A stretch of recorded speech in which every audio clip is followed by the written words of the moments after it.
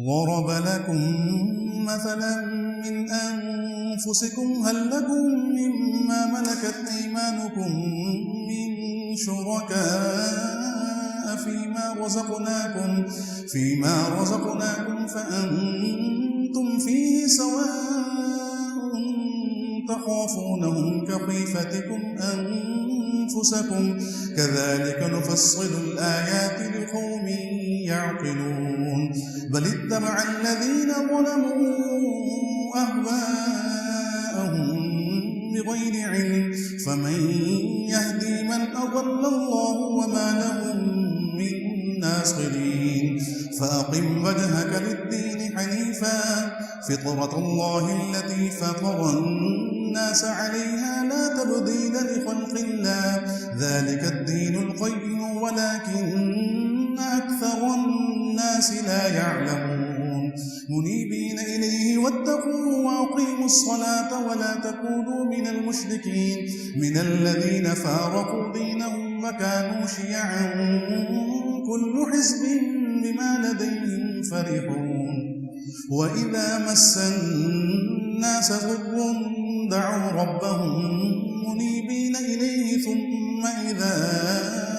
أذاقهم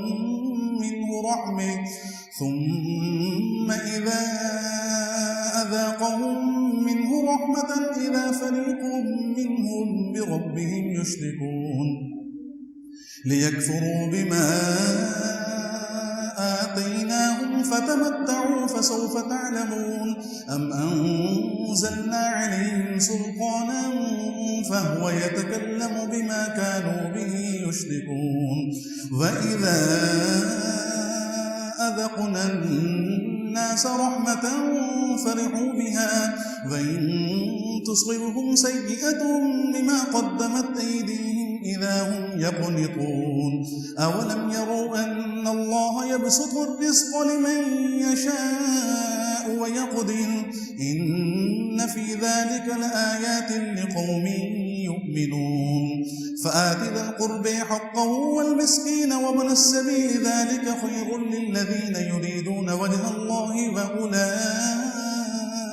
هم المفلحون وما آتيتم من ربا ليربو في أموال الناس فلا يربو عند الله وما آتيتم من زكاة تريدون وجه الله فأولئك هم المضعفون الله الذي خلقكم ثم رزقكم ثم يميتكم ثم يحييكم هل من شركائكم من يفعل من ذلكم من شيء سبحانه وتعالى عما تشركون ظهر الفساد في البر والبحر بما كسبت أيدي الناس ليذيقهم بعض الذي عملوا لعلهم يرجعون قل سيروا في الأرض فانظروا كيف كان عاقبة الذين من قبل كان أكثرهم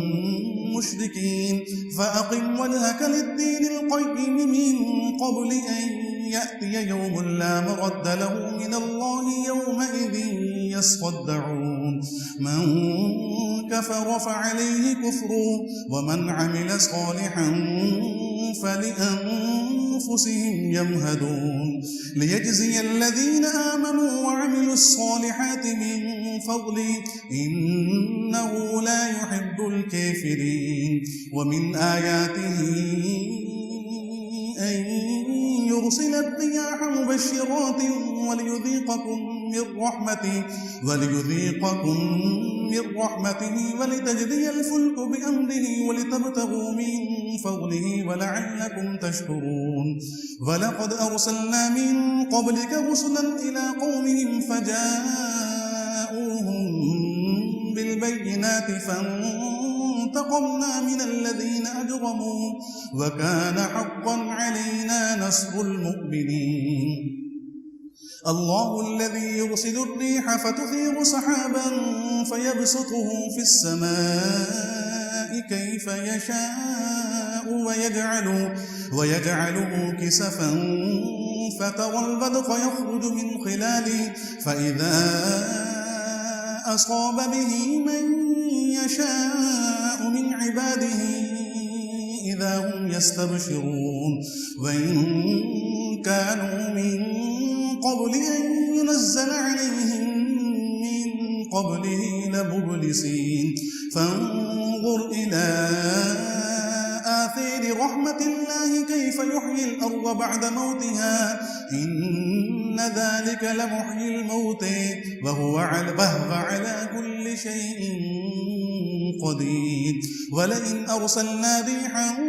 فرأوه مصفرا لظلوا من بعده يكفرون فإنك لا تسمع الموت ولا تسمع الصم الدعاء إذا ولوا مدبرين وما أنت بهاد العمي عن ضلالتهم إن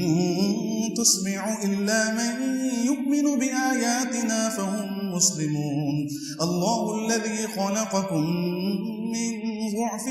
ثم جعل من بعد ضعف قوة ثم جعل من بعد قوة ضعفا وشيبا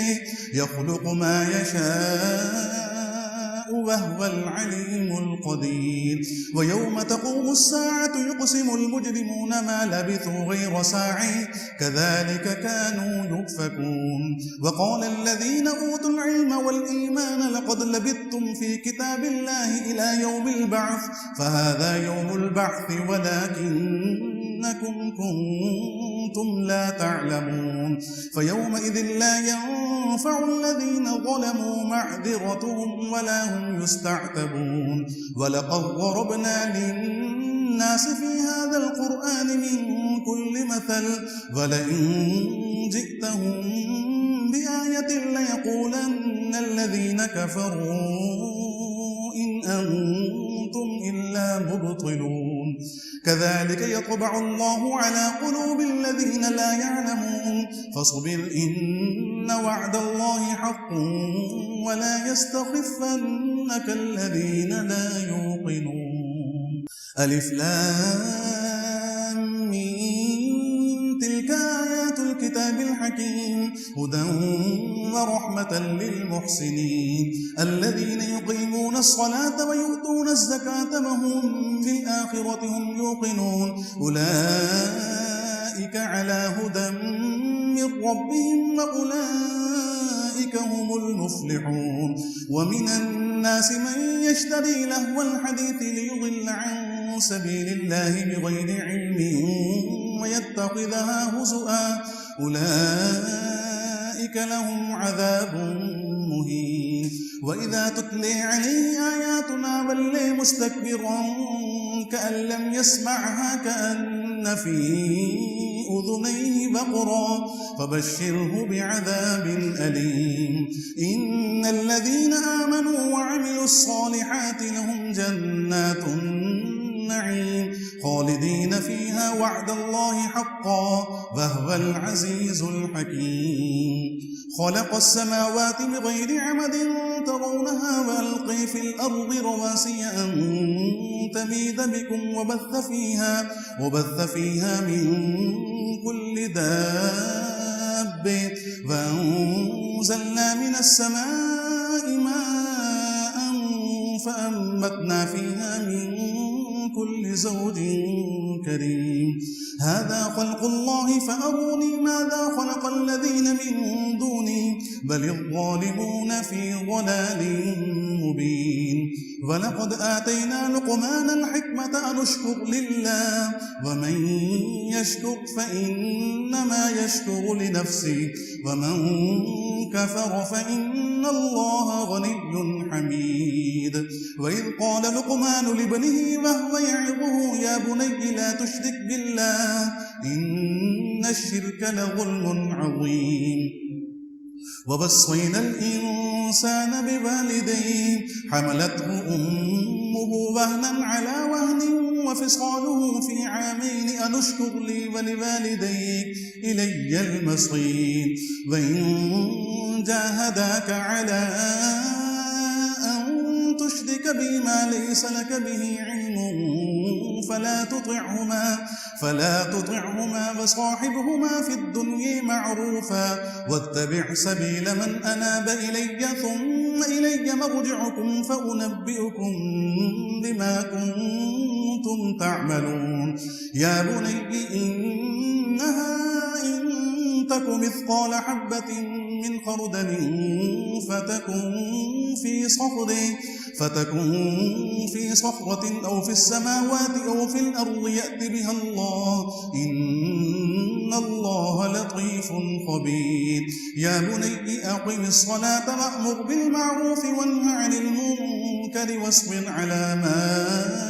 أصابك إن ذلك من عزم الأمور ولا تصاعر خدك للناس ولا تمش في الأرض مرحا إن الله لا يحب كل مختال فخور واقصد في مشيك واغضض من صوتك إن أنكر الأصوات لصوت الحمير